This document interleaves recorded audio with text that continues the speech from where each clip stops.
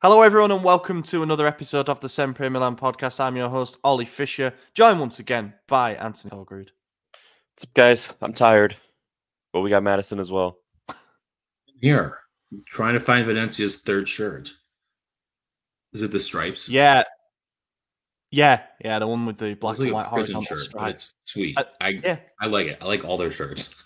Do you know what they've become? We've not. let's come on to Venezia in a second. The episode hasn't even. Did you just start yet. recording this? Yeah, we're recording. We did the intros. It says 9. It said 1 second when I started talking, so that's why I asked. Does it say 53 now? No, it says 17. That's good shit. Listen, all my computers are fucked up right now, right? So, well, we're 1 minute in. My internet to go out. Right. Well, this is going well. This is going about as well as Milan's season so far. Yeah. Yeah, we're in the midst of an international break at the moment. However, league action resumes on Saturday with a game against, you guessed it, Venezia, which we are going to preview. And that is one that comes before two perhaps already season-defining games against Liverpool in the Champions League and Inter. So important that we build a bit of momentum, if at all possible.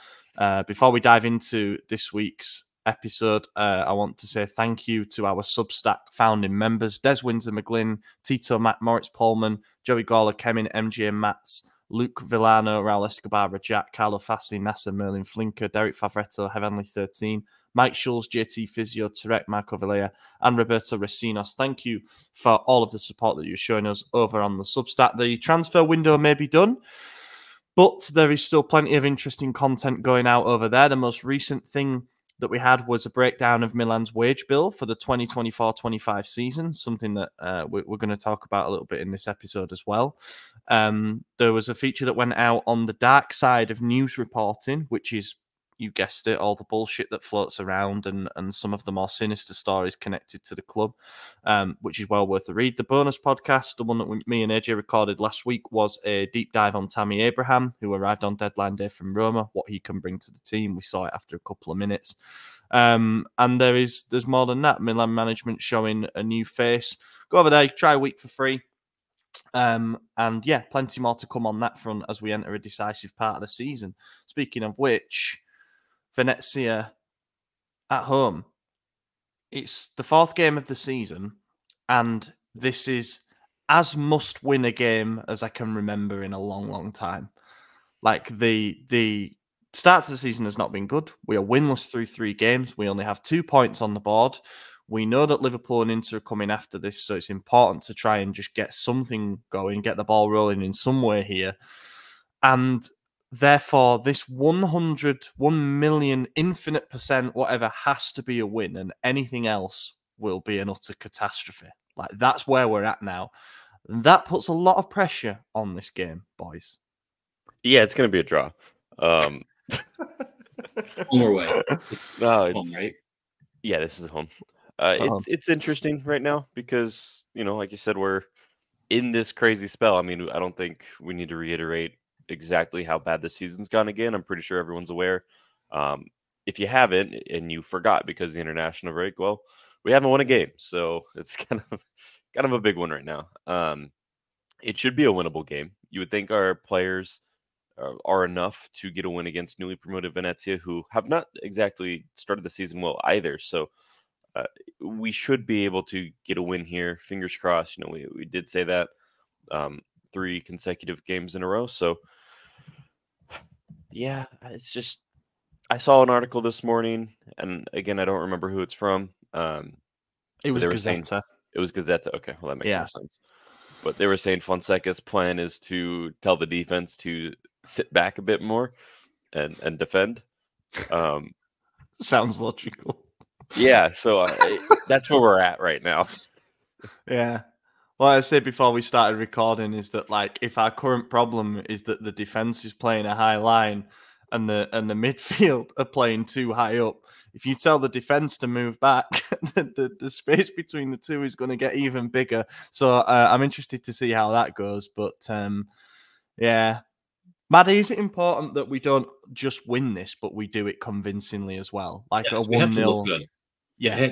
we can't just like win 1-0, look sloppy. The teammates look like they know the tactics that Fonseca is trying to implement. Yes. See, I said his name right. AJ taught me You this did. last week, so I did. thank you, AJ. He said it wrong to my face like 3 times in a row, and I was like, dude, this is not a hard name. Yeah, they just don't look like they trust the coach. So it Yeah, has to be convincingly. It has to give us hope that when we do it against Liverpool, we have like a 5% chance of it working. yeah, what we at the moment, like 0.5%. Not even. Yeah, it feels like a Hail Mary at the moment, that game. But that's where we are. That the table doesn't lie. We all right, yeah, Venezia have got 1 point from their first 3 games as well. We've only got 1 more point than that. So, we're in a relegation battle with them as it stands. But they got knocked out of the Coppa Italia in the first round 3-1 away against Brescia. That was a pretty worrying start for them. They were 3-0 down in that game, and obviously Brescia are a division below. Then they lost 3-1 against Lazio in the first game of the season, but they did go 1-0 up after 3 minutes and then fell apart. They drew 0-0 away at Fiorentina. Now, that's obviously their only point so far, but it was a good performance from them. They looked pretty solid. They held Fiorentina well. And then they lost most recently 1-0 against Torino, and that was an 86th minute winner for a Torino side that have started the season very well. They're actually 3rd in the league at the moment. So the results are not great, but there are some encouraging signs from Venezia, and definitely from the last 2 games, there are some signs that they can come to San Siro and make it difficult for us, because we can't expect them to come at us all guns blazing.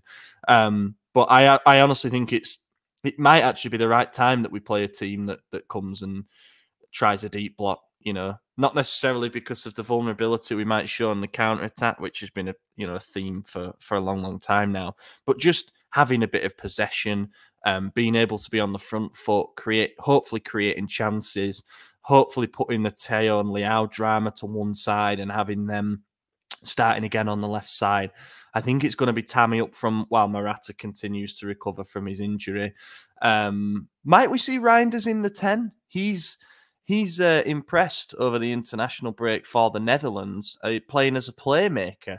Could that be the solution over using Loftus-Cheek there?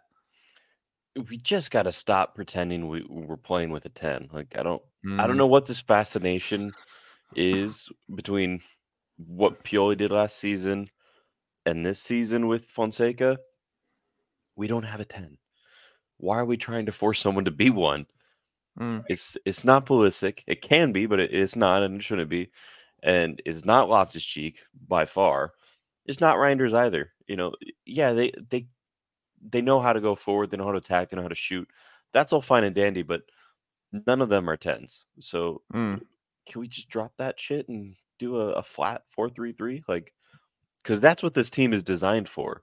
That's what this team should be playing as based on the people on the team. So, yeah, the sooner we give up on that, and I don't know if that's a directive from higher up or if that's literally just what both coaches have tried to do with this squad, and it hasn't made sense to me. I don't know, but it's very odd. Hopefully now we're at a point where Fonseca's seeing the team for what it is and what he has, and the tactics do change a bit for this one, and it works out, and then we could build on it. I think it might be a little too late for Inter and Liverpool next week, but at this point we could at least get a win on the board, start building a little bit of momentum, and hopefully be stronger moving forward. I think it's gonna be too late for Liverpool. I think when it comes to the derby, anything can happen. So I think it's important to still have hope there. Inter could win 3-0. Inter could win 5-1. Inter could exactly. You never know. You just never know. I tell you, I think fans have been frustrated basically with the fact that we went through preseason playing a 4-2-3-1 and using a natural attacking midfielder. I don't mean that, but somebody more forward thinking in that role. So we had Liberali there who impressed. Pulisic, who is used to playing in that 3 behind the striker. So, you could put him there rather than going for, and I use the air quotation marks, a balancer like Loftus-Cheek. And then he just abandons it very early on into the season and goes back into the same methods that Pioli used, which was, again, using RLC further forward, who we know really struggles to generate end product and is much better as a box-to-box player. Whether things change with Bennacer's injury, which will come in the talking points, we'll wait and see on that front. But I do think, I fully agree, this team is made now for a 4-3-3. And also, when you've conceded 6 goals from your first 3 games of the season, and not against elite opponents. We've got Liverpool and Inter to come. They could score 6 each against us, the way we've been defending in the first 3 games. You can see that amount of goals, and it's a continuation of the same problems from last year. A lack of balance, exposed in transition, individual mistakes, shit down the flanks, all that stuff. We cannot afford the luxury of playing with an attacking midfielder.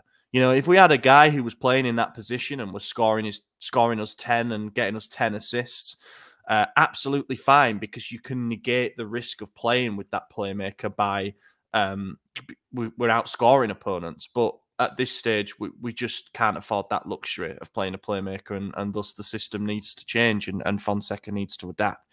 Whether he will, we'll wait and see, because arguably the Venezia game is one where you look to win by 2 or 3 goals. And instill some confidence in the team, ahead of 2 massive games. But that's where we're at with the way that the midfield's built and the way that the team started. We need to get bodies behind the ball. We need to be solid, but we need to create and we need to get some confidence going. Venezia, I was just looking as well at the summer business that they did, because I picked them to go straight back down in pre-season predictions. Obviously, it's early on, but we made those predictions before the transfer window had closed. Their signings were all 5 million and under. Now, I know that teams come up and they can do it 2 ways. They can do a Como and they can massively inflate the wage bill and sign names and just try and do it that way. Or you can stay true to finding value and perhaps not spending the most. But yeah, they've signed Orestiano from Inter for 4 mil. I have no idea who that guy is. 21-year-old attacking midfielder. Shintiene from Belgium. Yeboah from Poland. Sagrado from Belgium. Altare from Cagliari. Basically, it's a very understated transfer window, I think, for a team that's trying to maintain their status in the top flight. And then in terms of sales, Tanner Tessman, who has he played USA? Is he a full international? Yeah. Does he start? He did when Venezia was in Serie A a couple of years ago. Yeah. Right. And now he not. But he's young. Anymore. He went to Lyon, right? Yeah, he's the big sale. They basically, they're near enough recouped the money they spent by selling him to Lyon. And Michael Cuisance, who was from Bayern Munich's academy, I believe, has gone to Hertha Berlin. So yeah, I'm standing by it. I don't think they've done enough business there to stay up.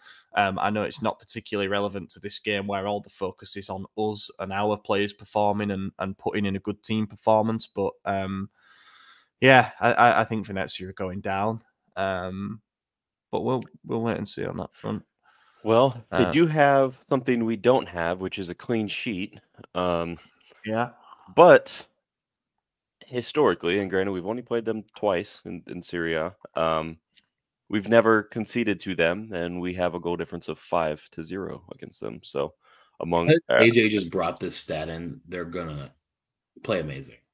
Yeah, exactly. So, don't expect anything good to happen, because this is the Sempre Negativity podcast, and yes, yeah, that's where we're at. What season? 2:45. It was not 9 a.m. or 6 a.m. or Unfortunately, you have to suffer. We beat them 2-0 at home in 2021-22, which was obviously the title-winning season. Brahim and Teo scored, and then we beat them 3-0 away from home in January 2022. Ibra, Teo. What was that game? That's why I brought it up, actually. Teo Hernandez got a brace, so he actually has 3 goals in 2 games against Venezia, and he is in need of some form. So will he start? I think so, because he didn't start for France last night, which is interesting Deschamps decided to rest him, Mbappe, and Griezmann, I think it was, along with some others. Fofana didn't start either, I believe. They beat Belgium 2-0 after losing 3-1 to Italy at the end of last week. So an improved performance. I suppose Mike gets a clean sheet, which is always good, but did it without Teo and Fofana. So yeah, I think he'll be fit enough to start. There's that same report from Gazzetta today said him and Leao will both start and that all is forgiven. Not that there was much to forgive, but all that shit. But Morata not back. I think the team will probably be Maignan in goal, Emerson, Royale, Tomori, Pavlovic, although Pavlovic has played twice over the break, including pocketing Lamine Yamal, by the way. That was good to see. Yeah. There's a great video of him bullying him and then going on like a 50-yard surge with the ball. So that would be good for his confidence. Then I think it'd be Teo. Probably Reinders, Fofana in the double pivot again. Pulisic. It's going to be Loftus-Cheek, I'm telling you. It's going to be that same team again. It just is going to be. It's so predictable. And then Leao and probably Tammy up front. But what I'd like to probably see is I'd even maybe see Fofana and Musa together with Reinders in the 10. Or we just bin it off entirely and play what we should do, which is a 4-3-3. Yeah, it's not going to happen. It's going to be exactly what you just said. So, Yep. Count your blessings, boys. We're running out of them. Absolutely. Predictions then. I'm going to go out on a limb. It's maybe not that much of a limb. I don't think the odds would be that great, but I think Teo continues his scoring run and he responds with a big performance after what has been kind of a difficult last couple of weeks. Even if some of it's been overblown, having your name in the headlines that much is not necessarily the greatest thing. So I think he responds and I think he scores. And my head is telling me, of course we fucked this game up. There's way too much pressure on us to win. All it takes is the score to be 0-0 after 20 minutes and the fans are going to start jeering misplaced passes. And you know what San Siro can be like when things aren't going so well. It can be a bit of a cauldron. So my head's saying, like, we could definitely mess this one up, especially if Venezia defend the way that they have in the last couple of games. But I think we get it done. I think my heart says we win this 2-0. Teo scores, and I'm going to say Tammy gets a goal on his home debut as well. Do you know how many of those potential starters that you just listed didn't go on international duty? Like, did Emerson obviously stayed behind, right? Emerson stayed behind. Tomori did as well. Mm-hmm. Tammy did. Loftus-Cheek did. Yeah, the 3 English players didn't go. Yeah. Yeah, and then there's Gabia, Calabria. But they won't play. No. Then that's good then. Obviously Tomori had the full preseason. He traveled to the USA, so that's neither here nor there with him. But Emerson obviously just arrived at Milan and was immediately thrown into the fire. So maybe that gave him enough time to actually acclimate a little bit and kind of unpack his suitcase. It might have been really good for him. So maybe we see some better performances because let me tell you, I have not been impressed with him so far. Nope. And I don't think anyone really has. So, there's a lot of pressure on him specifically to prove to the fans that he was a signing worth making, that the management didn't screw up on that one. And I hope he does. Obviously we want the best for the team, and agendas aside, I would like to see him do well. So if that's the case, that's good. Tammy obviously settling in as well, arriving on deadline day and then immediately playing a game on deadline day. So there's that. Or was it the day after deadline? I can't remember. Day after, but yeah, less than 24 hours after it was official. Yeah. Flying to Rome, doing a medical, flying back to Rome, playing a game. He's the striker, so what he's going to do is probably going to stay pretty similar to what he always does. But again, settling in, learning the system a bit more, that's always good for you. If Loftus-Cheek is doing it, I mean, he was also on the USA tour, so it's not like he needs that, but it's still helpful, just that extra time. So, yeah, I'm actually, I don't want to say confident, but looking at history and knowing what we've done against this team, I think we will get it done. I'm not confident in a clean sheet right now. I feel like, how many goals has Venezia scored so far? Let me double check that before I start talking. 2. Here. Oh, okay. Well, that's not too hot, but 1 against Torino and Lazio. We've played the same teams. Who was the other one? Fiorentina away. Yeah, we've played two of the three same teams. That's crazy. And we have Fiorentina like not long after the Inter game as well. So very similar start to the season. Yeah, and they have Rome before the end of the month. So interesting. Anyways, yeah, we'll probably beat them 2-1. I think we keep a clean sheet. I think it's going to be 3-1 us. And I think Teo looks horrible again. Oh. I think Teo's just in a bad mindset. I think him and Fonseca are just not clicking. I don't know. I saw an article from some French site, and it was probably typical bullshit, but it was saying that Deschamps is going to make Lucas Digne the starting left back for France because he believes that Teo has reached his peak. And I'm like, Lucas Digne is 32 years old or something like that. Why would you? That was utter nonsense from L'Equipe. There was something about like fear he's hit his ceiling or something like that. Yeah. I think it was more in reference, not like starting. It was just that he started last night against Belgium.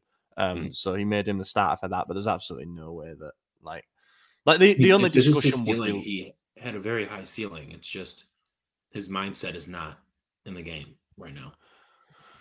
Yeah, it hasn't been great. Like, France have won enough, and France are a good national team. They've got quality players all over the park. They could probably field 3 11s that are as strong as any other country, But with that comes the pressure and expectation of going to major tournaments and winning. Like, they expect to win. And I think the way that they went out of the Euros might have left a bit of a sour taste with some of the players, and they might have come in for a bit of extra criticism compared to, say, Reinders with the Netherlands. They got all the way to the semis, and that's seen as a success for them. So maybe there's a bit of hangover from that. Then you have your holidays. Then you join the rest of the team late. Then you find out you're not starting the first game of the season. You only start 1 out of the first 3 games. That game against Parma, he looked fucked, be it athletic or be it psychologically just not in the game. So maybe the break came at the right time for him, but he got a 5 out of 10 in that game against Italy from L'Equipe. Apparently, how old are his kids? Do we know? Oh, you thinking they're getting to that age where they're... Yeah, it might just be keeping him up, to be honest. I don't know. Maybe the international did him well. Let him sleep. Potentially. Paul Rafa's got all that to come later this year as well. Yeah, with twins. Sell them before the It's such a poor excuse, man. They're so rich. They have people who live there and take care of their children. It's true. Yeah. Most do, not all. Some want to keep it. Like, for example, I don't imagine. I know Zoe's a model, but if she needs to take time off for maternity leave, then she absolutely can do that. I have a 2. It's not like you. If he has a nanny, he's just fine. He can disappear for 8 hours and be fine if he has a stay-at-home person to take care of his child. Yeah, fair enough. I defer to you on the parenting thing. We're not there yet, so so let's just win. Whatever. Just get 3 points on the board, which would actually only put us on 5 points off 4 games. So that's how bleak it is. The confidence at the moment is on the floor, really. So that's why I think it's important to win with an element of comfort to it. And that's why I think that, knowing us, we won't do that. Let's move on. Do some talking points. The international break was not kind to Ismail Bennacer.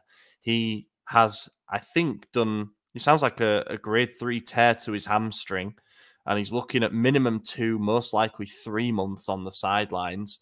And that comes after a deadline day where we seemingly tried to offload him to Atletico Madrid or Marseille or whoever would have wanted him.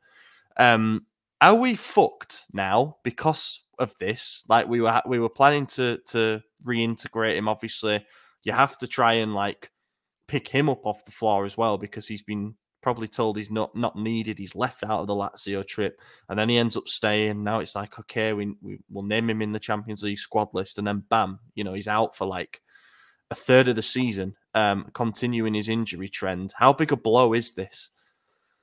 It's with market value, not his to the team. I don't think he had a role to play. I think it's frustrating because his best years are behind him. Mm-hmm. We all know that. The injuries have just continued year after year, and he really can't catch a break. I mean, I think it was last season he had a long-term injury, and the exact first game he came back, he re-injured it like minutes in. Or maybe that was Kalulu. I can't remember, but that was Kalulu, I believe. But yeah. But Bennacer's been injured a lot lately, and it's obviously not working out for him. I mean, he hasn't been in the best physical shape even during the off season. So, a part of it is like maybe he's not exactly helping himself, because when you're out of shape, you get injured more often trying to do physical things. So maybe he should focus on that a little bit more, get into shape and get healthy. But it's just frustrating because we tried to offload him knowing that he probably no longer has a starting spot in this team, knowing that he did have suitors, and we could have got a decent amount of money on him that I believe even at 30 mil would have been a pretty large flip given the low price that we purchased him 4 years ago and the fact that it's his contract's almost done, so the amortization or whatever would have been extremely low, if not zero. I don't know. So yeah, it's just frustrating. We wanted to offload him. There were offers from, like you said, Marseille, Atletico Madrid, from Saudi, and I thought he would have gone to any of them, and then to not. And it also prevented us from signing some other players as well. So it's kind of an irritating situation all around. Did they even make an offer, and he just not want to go? No, I don't think so. There was a lot of talk about Saudi clubs being interested. In particular, one, I think it was Al Qadsia. I've probably butchered the pronunciation there, but like not one of the better known ones. Let's put it that way. They were the ones that were linked throughout like the last month of the window, and then when the news came out that they had made a huge salary offer of like 20 mil a year or whatever it was, their sporting director came out and said, we can't even sign any more foreign players. Do your research. Like our slots are full.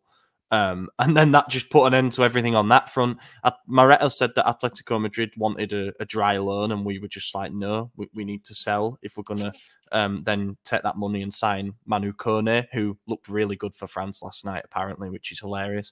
And then Marseille came in with a loan bid as well. And there's been a fair few reports afterwards saying that Marseille is still interested ahead of January. So I think we're in the closing, what they call it, the end credits of Bennacer's time with Milan. He's been unfortunate with injuries. I think some of it is being genuinely unfortunate. So, for example, that game against Inter, when we'd been having great success with him playing further forward in that advanced role, he did really well in the 2 legs against Napoli, for example. Then he got injured in that first leg against Inter, and it's just an unfortunate knee collision. Like that, that's the way it happens sometimes. But it was a serious one, required a major surgery.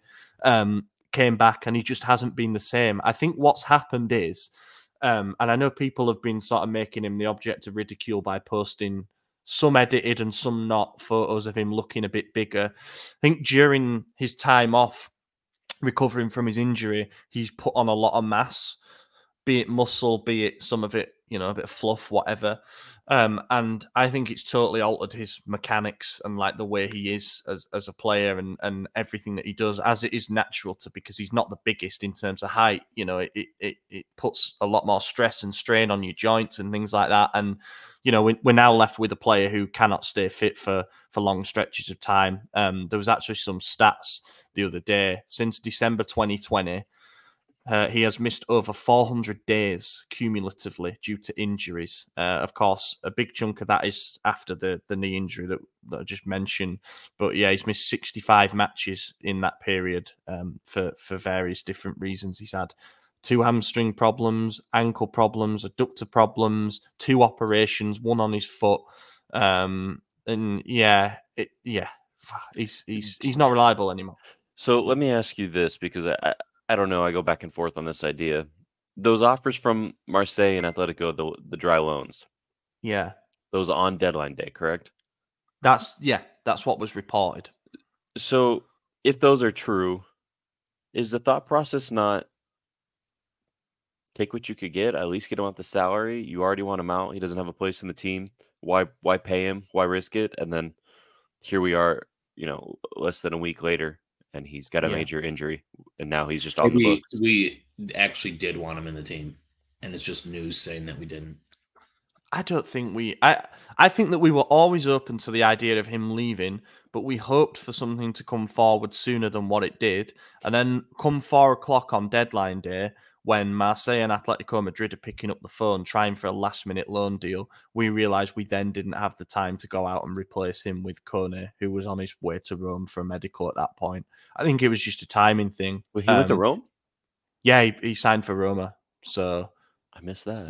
We lost out on him, and look, I won't dive into that, but I think it was literally just a timing thing whereby we waited and waited for these offers. Then when they didn't come, like we even left him out of the Lazio game. You know, officially they said it was gastroenteritis for whatever reason. They didn't really need to do that. They could have just said he wasn't fit. You don't need to say he's got the shit, but whatever. Yeah, like whatever. And then so he didn't travel for that, and then he didn't get his move. And so it's like, okay, now we've got to try and recover him from a mental point of view and be like, you're going to be useful for the cause. He would have, if he could have stayed fit, I think he probably would have been the 3rd or 4th choice midfielder in the double pivot if we continue with that. It would have been Reinders and Fofana as the first pairing, and then probably Bennacer as the 3rd choice, maybe vying with Musa, depending on who's in better form. And that's why I don't think we wanted to let go of him on a loan without having the time to source a replacement. There was all that talk about Rabiot as well, but it seems that was never realistic with his salary demands, all while he genuinely was getting massive offers from Saudi. So I think we just hamstrung ourselves, really, with how we handled it. I think we handled it in a pretty shambolic way, to be honest. You make a player feel unwanted, and then you sort of try and get them back into the fold. Then you make them feel unwanted again because of the deadline day, stuff that happened. Then you've got to try and welcome him back again, and now he's injured for 3 months. So yeah, the whole thing's a shit show all around. I do feel a bit sorry for Bennacer because like he must be mentally pretty tormented with all these injuries. And yeah, definitely. You know, injuries are injuries. It's not like he's having to spend 3 months out because of a suspension or whatever. It's not self-inflicted in that way. So I do feel a bit for him. And it's another 12 weeks where he can spend a bit of time maybe working out how, if he needs to change in a way to become more reliable moving forward. I'm sure he'll be working with the doctors on that. And knowing the way things have gone, he'll come back weighing 110 kilograms. But yeah, is what it is. What else happened over the international break? Good news is that Reinders, as kind of mentioned before, is banging form. He's been playing. He played as a number 10. They beat Bosnia 5-2. He got a goal, an assist, and he hit the bar, and he should have had another assist. He looked really, really good, albeit against pretty poor opponent. But yeah, him and Xerxes linked up really well, and it's like, what could have been, you know? Who'd they play? Why I just see you smiling? Like, I know that was a joke. Who'd they play? They played Bosnia. Oh, okay. It's not a great opponent, is what I'm saying. No, it's not. Yeah. You had a cheeky smile, like you were making a joke. No joke. There are no jokes involving Bosnia. So they're playing Germany tonight as well. By the way, that's something that I didn't clock. I thought they played both their games. Yeah, they're playing Germany at home tonight. The Netherlands, this is, and Reinders is expected to start again in the playmaker role according to this app that I've got. But that's another high level game where they're going to want to win. So he might end up playing another 90, and therefore will he return to Milanello a little bit laggy? We'll wait and see. And might that impact the selection for Saturday? Again, we'll have to wait and see. Should we do some questions? His selection. Oh, he's our number 1 midfielder, so he's going to have to suck it up. Yep. Yeah. He's like a Duracell bunny, to be fair. He played a ridiculous amount of games last season, a huge amount of minutes. I think there was a point where he'd started like 41 out of 42 games or something, and then by the end he was getting rotated a little bit. But yeah, he racked up an enormous amount of playing time last season, and he now seems to be an immovable starter for the Netherlands, which is both good. And also, he now falls into the category of those players that when we send them away for international duty, we know that they're coming back with 180 minutes in their legs. So it's not ideal, but it'd be good for his confidence. And like, he's 25, 26. So I think he's still at the point where he can manage those moves.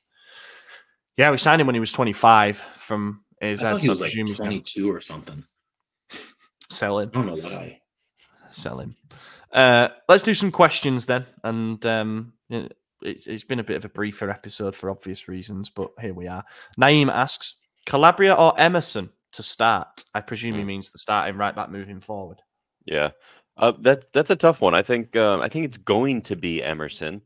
So I hope he does well. If there's a game, see, it's interesting because had we have won any of our opening 3 games, there's an argument to be made that this would be one that you would rest your starters for, knowing that you have Inter and Liverpool back-to-back right after this. But now, because we haven't won any of our opening 3 games, you want to go all out and make sure you get one win before you hit the hard part,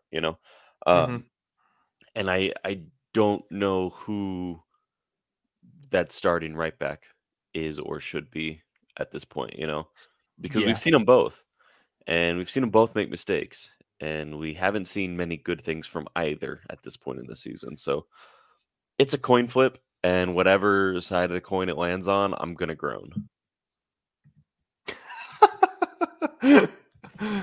Yeah. But it depends on what side Tomori plays on. Because if it's Pavlic, is that how you say his name? Pavlovic. Then, you're not going to want 2 new people on the right side.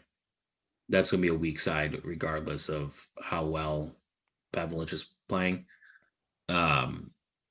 So depends on how we line up, but I mean, in fairness, Pavlovic is left-footed, so he'll play on the left side of the 2. But that does mean it'll be Teo, who's been here for a while, Pavlovic, who's new, Tomori, who's been here for a while and has been shaky in terms of form, and then Emerson, who hasn't exactly started the best. So you've still got like quite a lot of uncertainty in that back 4. And then you've got like Fofana ahead in the double pivot, who is also going to need some time to learn the ropes. And Reinders playing in a deeper role. Again, hopefully we switch to a 3, so we get a bit of extra protection from that. But like our tactics have completely changed. So the new players, the only thing that they're missing is the chemistry with their teammates, and tactics. Everyone should be on the same page, which there are none. So there is no page to be on. Give it to Leao and hope. He's on the bench now. What was going to say about Leao? He got subbed off at half time in the first game that Portugal played during the break against Croatia. He didn't play particularly well, apparently, but the general consensus is that it was a harsh substitution, really. But then he played much better against Scotland. I mean, I know it's Scotland, but whatever. The other day, and he got an assist for Bruno Fernandes for the. I think he was man of the match for that game. Yeah, he played much better. I actually managed to catch that one in the airport lounge, but he did play much better in that.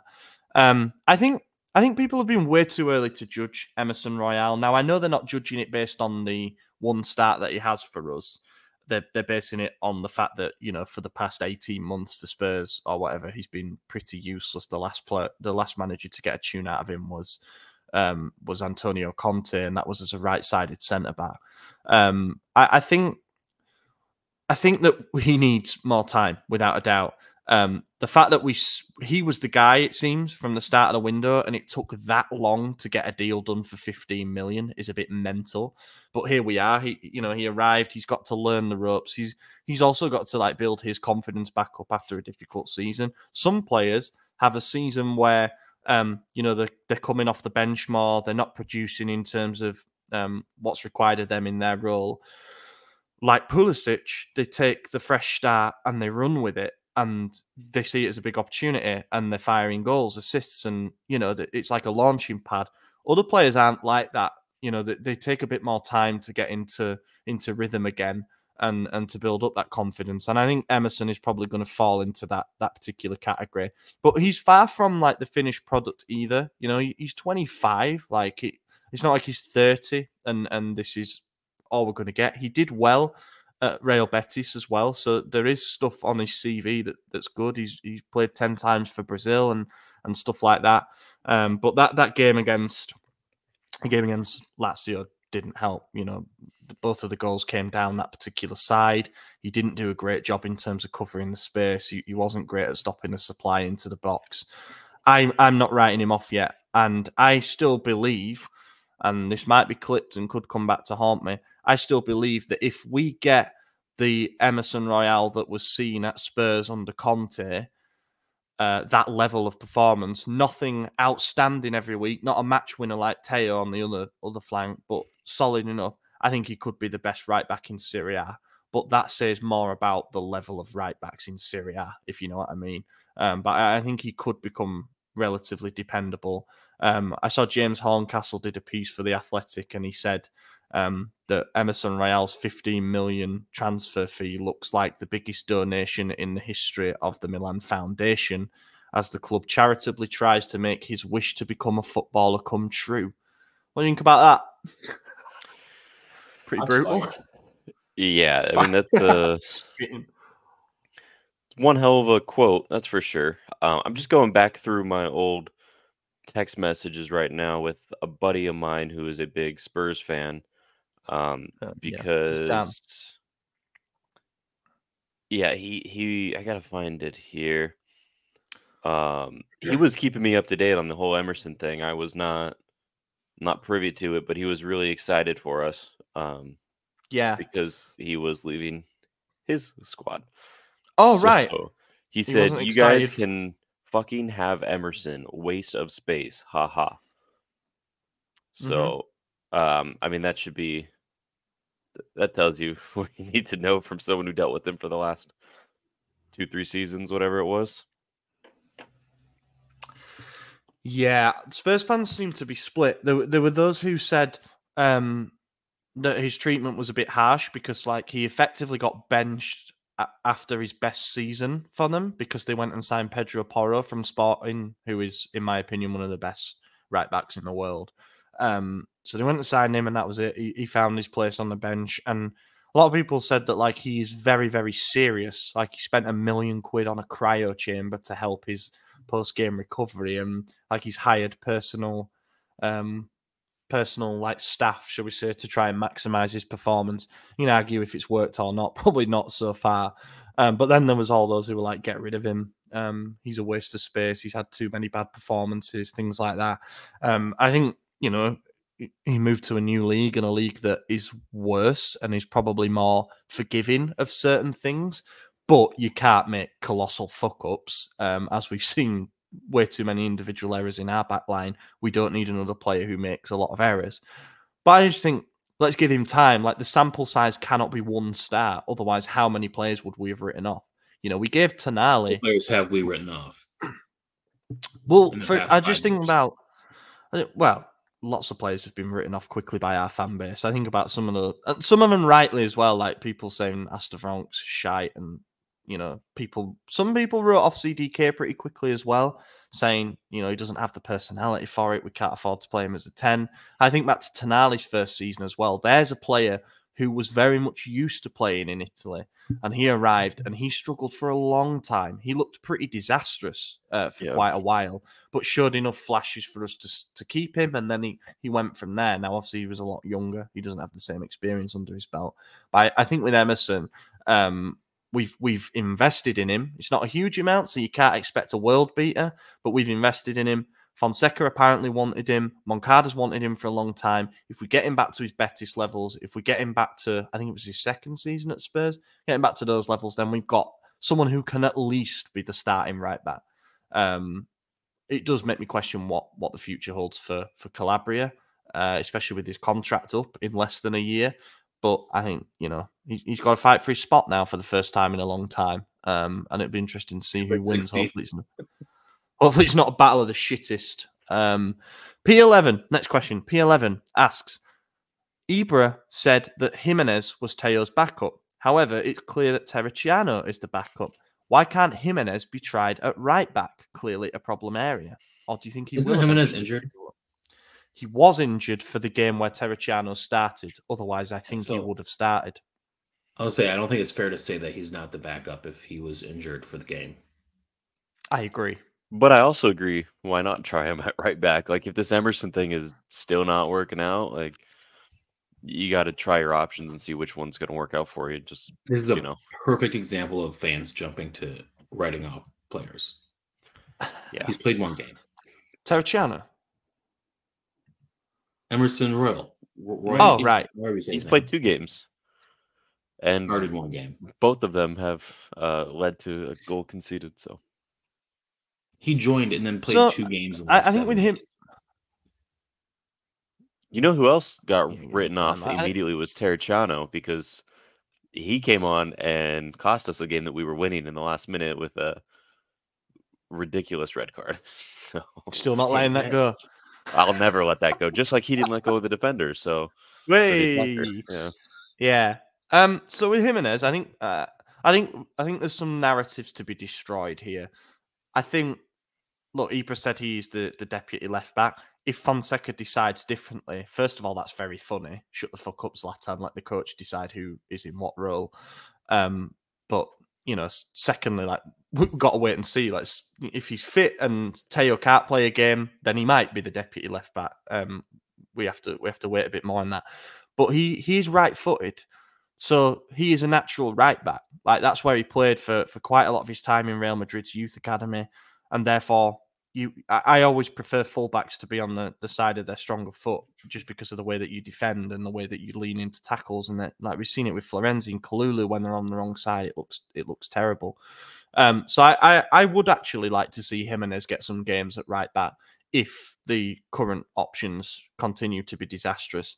But also, there was a lot of talk in the preseason about how we were going for Emerson Royal because Fonseca wants 2 attacking fullbacks. And then, in his press conference, he said he needs balance from the fullbacks, where if one goes up, the other stays back. When you got Teo and Jimenez starting right back, left back, right back, you're not getting balance from them. They're both very forward thinking. They're both very attacking. And then we've also seen, with the signing of Emerson Royal, the false narrative arrive that we signed him because of his attacking ability. He's never been that. He's good in defensive stats, which people will laugh at given how he played against Lazio, but he excels in the defensive side of the game. He's never been good going forward. So I think people, and when I say people, I mean papers like Gazetta and stuff, need to just do a bit more research. I think we've signed Emerson Royal to give us a more balanced pairing, and that's why I think we see Jimenez more as the deputy to Teo, because he can probably slot in and do something similar in terms of going forward, creating, maybe even scoring. But Jimenez is also one of the most important players for the Futuro, and I think that as much as there's been talk of us having a big 50-55 player squad between the two teams, I think we're looking for stability in the first year of having the Futuro and, comfortably surviving. So I think Jimenez will play in the majority of games for them still, and rightly so. But he's a talent, and I hope he gets time. I hope he gets playing time in maybe the Cup, maybe the Super Cup if we don't take it that seriously. Because I think there's definitely a player in there, and we've invested, 5 million to keep him. So yeah, we'll see. Next cue. Oh yeah, speaking of talents we invested 5 million in, it'd be interesting to see if Silvano Vos gets promoted now, because he played 45 minutes for the Futuro, and the opposition coach came out and said he's way too good for this level. Like, he dominated everybody physically, basically, and looked really good. So with Bennacer injured, might he be promoted to be the 4th, 5th choice midfielder? We'll have to see, but promising signs from him early on. Michael Gambino asked, should Milan try for Jonathan David on a free in January to beat the competition? Get creative with the contract, shorter term, higher wage, so he could move on if wanted. Give more time for Kamada to mature. Interesting. The Jonathan David stuff has come back up because he didn't get a move and he's out of contract next summer. He did score against the USA this whatever international break. I didn't watch the game, so still haven't seen the goal, but I saw the notification. Canada won 2-1. Oh, they did. Oh, so that's a signal, lads. Is it? That's the first time since 1957 that they've beaten you. That is funny. No, first time at home. All right. On home soil. Yeah, okay. Yeah. Wait, was it? Oh, our home or their home? They beat us in World Cup qualifying in Canada. Okay, so this game was in US. Oh yeah, it was in Kansas. It was City. in Kansas City. Yeah. I think like 3,000 people went to the game. Yeah, I saw a photo of the stadium. It was not good looking, dude. It was. Well, when you charge $200 for nosebleeds, like, what do you think is going to happen, right? Yeah, and Kansas City. Let's be real, they're not a big soccer nowhere. city. I mean, I know Yeah, they're they gonna. are. They're huge. Here we go. I know people are gonna tell me otherwise, but I've been there. It's not. They got weird, because they got a World Cup. Yeah, I know. Venue, so. Well, it's because Arrowhead's a fantastic stadium, but. And they sold it out when Messi came to town, so. Yeah, that's different. Tell me it's not a soccer city. It's not a soccer city. Mate, I wouldn't even be able to tell you where We're not Kansas City is. Argue about this for. It's in Missouri. Near St. It's Louis, also in then? Kansas, depending on which part you're in. Yeah. Anyway, Jonathan David. Yeah, I don't want him. Not even on a free, especially not on a free with high wages. I think that's just asking for trouble. Because if he wants to move on, or if we want him to move on, which is the more likely thing than him wanting to leave probably the top club that he'll ever play for, we're not going to be able to do that because of these high wages. So look at how that turned out with Origi. Is he still even at the club? Yes, he is. On $4.5 million. Yeah, perfect example. But hey, Maldini was the greatest sporting director we ever had, right, guys? I don't know if anybody here has ever said that. That just took the comments total for this episode up from 20 to 40. Nice one. Good. Engagement farming, you know. I remember when Jonathan David was linked last summer, again, when we needed to invest in a centre forward, or so we thought. And he got a lot of shit because he scored he didn't arrive, and then he scored 4 goals between the start of the season and, I want to say, Christmas, or maybe just before. And then he went on an absolute tear in the new year, and he ended up scoring 26 goals and got 9 assists for Lille. So he recovered his form, and this season he got 3 goals, 2 assists in 7 games, including some Champions League qualifiers. So not a bad start for him. I think he will be tempting to a lot of clubs, probably Italian clubs as well. I've seen Inter and Juve linked, and he probably would fit into system-wise because they play 2 up front and they love free transfers. I do wonder, though, because we signed Tammy Abraham and we accepted with that deal not having an option to buy. Now, if he does really well for us, stays fit, scores 15, maybe 20 goals, then we're going to have to go and negotiate with Roma because we will obviously want to keep him. But the price then, Roma would hike it up and say, well, we want our money back, or we want 30 mil, and then we'd have a decision to make. So might he have actually just been a stopgap for the transfer that we've been talking about for so long, Jonathan David to Milan? I'm surprised that he wasn't linked more seriously in the summer, because we literally hired the coach who saw him score 26 goals last season and a lot more in the season before that. So I was shocked that, it wasn't him that we went for, because we probably could have got him cut price. But there were also some reports that said that Fonseca told the management, no, he isn't the guy that I think can come in and lead the line for us. So if that part's true, then I don't think we're going to move for him next summer either, because our coach has said he's not a good fit. If the coach changes, or, let's say the wage demands aren't too high, we can't keep Tammy Abraham, Morata keeps getting injured, various things can change that make Jonathan David become more tempting. But we can't sign him on a free in January anyway. There would be a fee involved then, but we could probably get him on a pre-contract. I think he's probably holding out for a bigger move, dare I say. I think he might end up in the Premier League, something like that. I think there's a few things. One, Brentford. We take a really long time to make the signing that we want. This is just accumulating to us signing him after 4 years of negotiations, right? The longest transfer saga in history. Look, on a free, there's always going to be... For example, we were linked with Marcus Thuram every single summer. I say every summer, for 3 years. And then the opportunity came to sign him on a free. We basically had an agreement with him, and then Inter come in and took him from under our noses. I'd say he's doing pretty well. I'd say he's scoring a lot of important goals for them. So maybe the temptation is there to be just because they're on a free doesn't mean that they're bad, and therefore we should go and and sign him if we believe that he's the guy. But also, I do think like the way that things were this summer with Lille needing to sell and his contract having a year to run. If we wanted him this summer, we would have had him. That's what I believe, because I don't think his price would have been that much more than Morata. And I just don't think we wanted him. We literally got the coach and he said, and he didn't say, go and get me that guy. I mean, there were reports that the coach straight up said, like, I don't want him again. Yeah. He's waff. Like that, the whole thing that you said, nobody's ever seen Jonathan David score these goals. Yeah. Anyway, Jassem asks, throughout your time supporting Milan, which year did you have Milan down as a strong favourite to win the league, like Inter are now? Same for the Champions League. Good question. Have we ever been the favourites? I remember in 2011-12, I think we were the favourites to defend the Scudetto.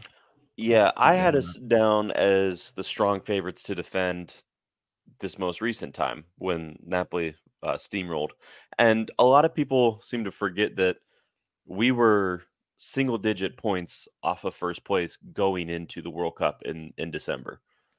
And it was probably due to most of our players going pretty far in the World Cup that when we returned, they just ran out of gas. And then we obviously had a disastrous 2 months in January and March that led to the end. But we even then still made it to the semifinals of the Champions League. I genuinely think we were contenders for everything that year, and we just bottled it. That World Cup probably did play a part. It's forgiven because it was the best World Cup final I've ever seen. Oh yeah, incredible! I would sacrifice our season for that every time. But, yeah, it was. It was. And another thing that people been heavily as favored as Inter in a very long time. Yeah, but going into that season, a lot of people forget like Inter had objectively gotten worse than the previous They've objectively season. gotten worse every season, and somehow I don't think so. This summer they didn't really sell anyone, but that season they did. They sold some big names, and got worse. At the time, everyone thought Napoli was too because they got rid of Koulibaly, they got rid of Mertens. No, he was prior. They got rid of someone. I can't remember who. Got rid of a bunch of people who were big names. Fabian Ruiz did they as well. Yeah, they did. And the people they brought in, Kim Min-jae, no one knew who he was. No one knew who Kvaratskhelia was at the time. We thought, oh, Napoli's done. Like, there goes their run, and they had just missed out on Champions League the year prior. So you thought, yeah, they're going to slide. Lazio didn't do anything. Juventus was still struggling. I don't think they had even bought Vlahovic at this point, right? They bought him that January. They signed him in the January, yeah. So we really were the only team, and we were bragging about our consistency of keeping everyone, not losing anyone. And then, of course, we spent 2.5 months trying to sign CDK, who actually started the season pretty well, even though he only got the 1 assist. He was looking threatening in every single game, and it was his teammates who weren't putting the chances away. So that first half of the 21 or 22-23 season, whatever it was actually very fun to be a part of. And hindsight kind of kills it, but at the moment we all were high on it. I think everyone in our preseason predictions had us winning it again. We all thought we were the best team because we had just won it a year when we weren't expected to, right? I still don't think we were as favored as Inter. I think we were. What? Yeah, I know what you mean. Like, in terms of the odds, like who would have been like into this season, I believe have been odds on with some bookmakers to defend their title. Yeah, and like we were never that. We were the favourites maybe, but never as strong a favourite as that. And like, do you ever wonder about the butterfly effect of if we had signed Botman instead of CDK? Yeah. Because all the time. We'd have been doubling down on what was our strong point in that Scudetto season, which ended up being the defence. And we lost him to Newcastle. Fair enough, that happens. They massively outbid us. We couldn't compete. Then to switch to an attacking midfielder. Anyway, a bit of an aside. And like as in that follow-up season, 22-23, yes, after February, we never really in with a shout for the league. Probably after January, to be honest. But we got to a Champions League semi-final.